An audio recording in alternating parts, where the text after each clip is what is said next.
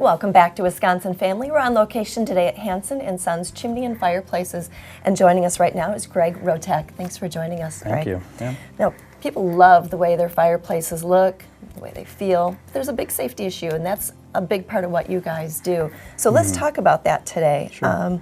Cleaning and inspecting chimneys is probably number one on the list. Absolutely, absolutely. Tell us about that.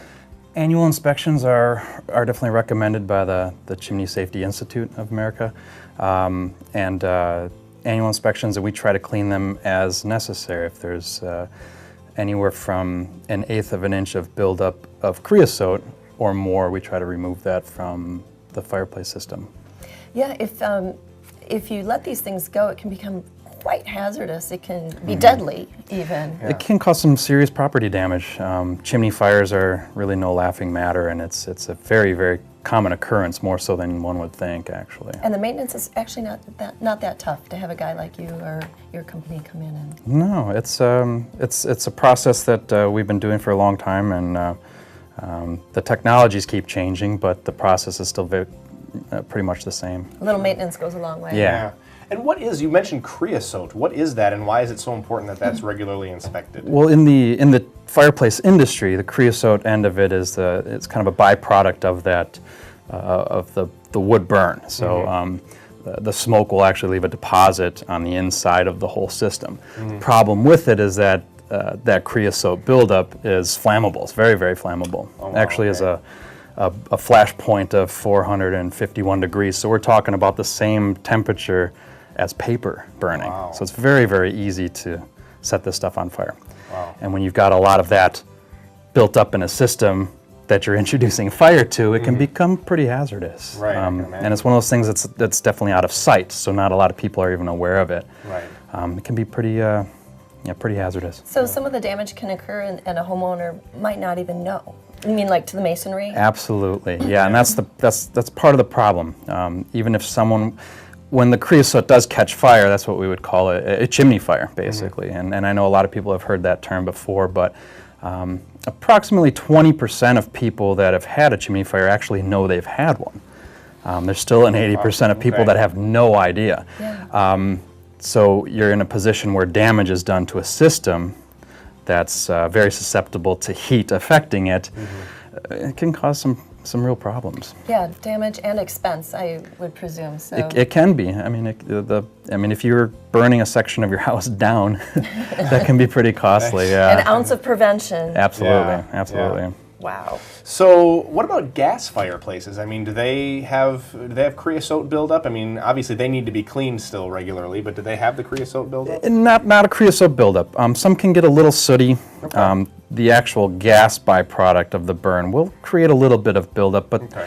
It's not a flammable substance. It's not as much of a hazard to the whole system. Sure. But there are components in a gas fireplace that do need some attention, need some annual. We just recommend annual inspections on everything. I mean, it's Gas or wood. yeah, it's better to be safe, like you're saying, a little ounce of prevention.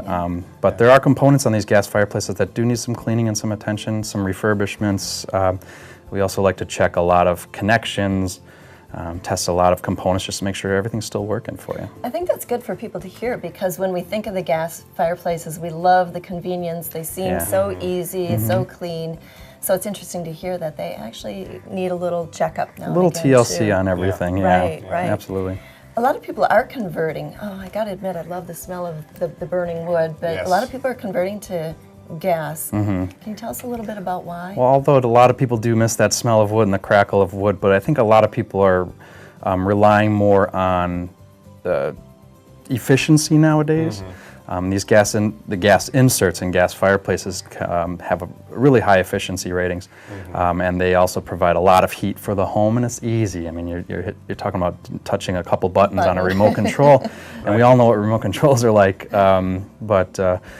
Yeah, a lot of convenience and efficiency people are going towards. When you say efficiency, can you expand on that? Oh, sure. Even a person with a normal open burning fireplace in their home, every time you use that wood burning fireplace, all the heat from your house is just going to fuel that fire. I mean, the fire will need oxygen from the room. Pulls all that heat out of the house. So a lot of people, when they're using their fireplace, will actually feel the bedrooms being ice cold. Yeah. You know, and that's a common thing, but what's actually happening is all the heat from the house is getting pulled out of the house. Your furnace works twice as hard to make up for that heat that's lost. Seems so counterintuitive. Yeah. Very much so. So it's, as I understand it, it's literally pulling oxygen, which in turn pulls the heat that's already there out of the room. Absolutely. The heated yeah. air, I guess. Right? Yeah, it pulls it all out of the house. And so when you're dealing with an open fireplace, I think of it as negative efficiency. You're spending so much money to make up for what you've pulled out of the house that it's just chewing up your energy bill. So now you get a really high efficiency unit in there that doesn't use any air from the house. Right. And even if you installed a unit and never turned it on, you're saving heat. Wow. Yeah. That seems like such a no-brainer. It kind of is. That's what we like to educate everyone on A it. lot of positives to Yeah, getting the gas. And absolutely. you get the heat. Yeah. And you get a lot of heat from these lot of units. heat. Yeah. Okay.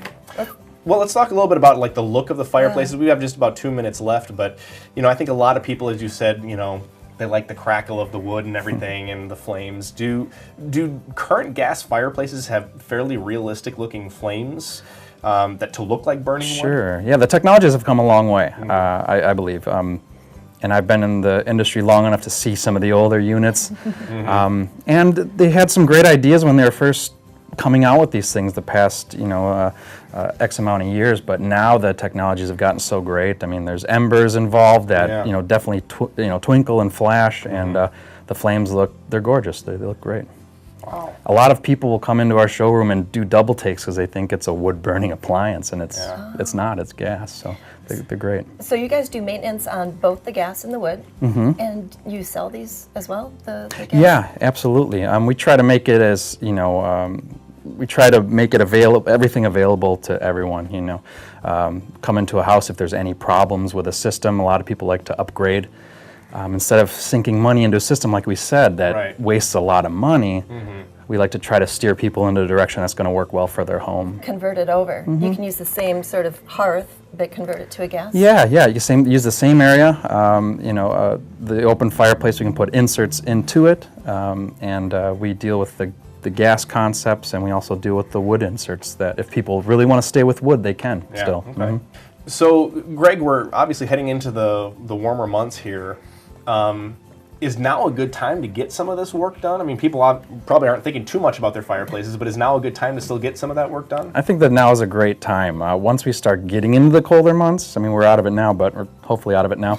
But once we start getting into those colder months, the phones start ringing off the hook. The first cold night, and it's chaotic. But this is a great time. We can spend a little more time with you, with the homeowner going over options on their particular systems, and we can definitely cater to it a little bit better. We've got a lot more time for it now. And speaking of those customers, I saw you guys have some amazing reviews online. Oh yeah, we've got some pretty amazing customers and a lot of clients that keep having us back every year. Alrighty. Well, thanks, Greg. This has been really interesting. Thank you. Appreciate your time. Well, again, thanks so much for your time today. And thanks to all of our guests. And thank you for watching Wisconsin Family. We'll see you next time on Wisconsin's 57. Every day is a new beginning. Shine your light. It's your day and the world